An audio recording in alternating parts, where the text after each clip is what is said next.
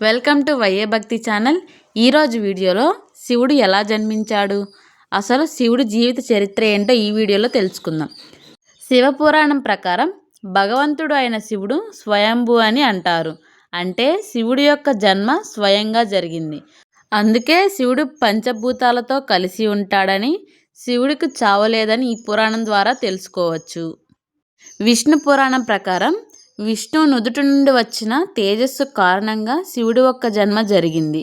విష్ణు నాభి భాగం నుండి బ్రహ్మ ఉద్భవించాడు. అయితే విష్ణు జన్మ గురించి శివపురాణంలో ఉంది. శివుడు ధ్యానం చేస్తున్నప్పుడు రుద్రాక్ష లెక్కిస్తున్నప్పుడు ఒక రుద్రాక్ష నుండి విష్ణువు జన్మించినట్లు తెలుస్తుంది. ఇది కాకుండా శివపురాణంలో మరొక కథ ఉంది. ఒకసారి విష్ణువుకి బ్రహ్మకి మధ్యలో పెద్ద గొడవ జరుగుతుంది. ఈ ప్రపంచంలో ఎవరు గొప్ప అని. అప్పుడు వీళ్ళిద్దరి మధ్యలో మెరుస్తూ ఉన్న ఒక స్తంభంలాగా శివుడు ప్రత్యక్షమయ్యాడు. ఒక్కసారిగా ఆ స్తంభం నుండి ఒక పెద్ద శబ్దం వచ్చింది. మీలో ఎవరైతే ఈ స్తంభం యొక్క పైభాగాన్ని కనిపెడతారో వాళ్ళే గొప్ప అని చెబుతాడు. అది విన్న వెంటనే బ్రహ్మ పక్షిలాగా మారి పైకి ఎగురుతాడు. విష్ణువు వారాహ రూపంలో చివరి భాగాన్ని వెతకడానికి బయలుదేరతాడు. కానీ ఎంత వెతికినా ఆ చివరి భాగం దొరకదు.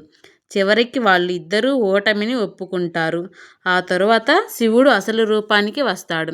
దీన్ని బట్టి తెలుస్తుంది ఈ ప్రపంచంలో ఎవరు గొప్ప అని. శివుడికి అంతమనేదే లేదని కూడా తెలుస్తుంది. బ్రహ్మ శివుడికి తండ్రి అవుతాడని మీకు తెలుసా? ఏ విధంగా తండ్రి అవుతాడు అనేది విష్ణు పురాణం ప్రకారం భూమి ఆకాశం ఈ ప్రపంచం మొత్తం నీటిలో మునిగిపోయింది. ఆ నీటిలో విష్ణువు తేలుతూ ఉన్నాడు. విష్ణువు నాభి నుండి బ్రహ్మ జన్మిస్తాడు. బ్రహ్మ విష్ణువు మాట్లాడుతున్నారు. మధ్యలో శివుడు వస్తాడు. కానీ బ్రహ్మ పట్టించుకోలేదు.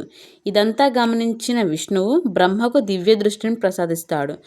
అప్పుడు బ్రహ్మకు శివుడు గుర్తుకు వచ్చి శివుడికి క్షమాపణలు కోరతాడు.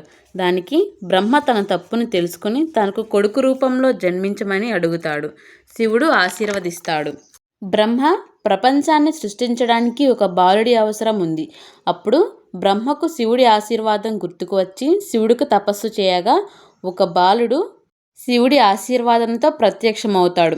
అప్పుడు ఆ బాలుడు ఏడుస్తూ ఉన్నాడు. ఎందుకు అని అడగగా నాకు పేరు లేదని చెబుతాడు. అప్పుడు బ్రహ్మ 108 పేర్లు పెడతాడు. దుర్గాదేవి నుండి బ్రహ్మ విష్ణు మహేశ్వరులు పుడతారు. వాళ్ళ తండ్రి కాలసదాశివుడు. బ్రహ్మ విష్ణువులకి అర్థమైంది ఈ లోకంలో శివుడికి అంతం లేదని. ఈ విషయాలన్నీ పురాణాల ప్రకారం చెబుతున్నారు. మీకు ఈ వీడియో నచ్చినట్లయితే మా వైఏ భక్తి ఛానల్ని సబ్స్క్రైబ్ చేసుకోండి. ఈ వీడియోని పూర్తిగా చూసినందుకు ధన్యవాదాలు.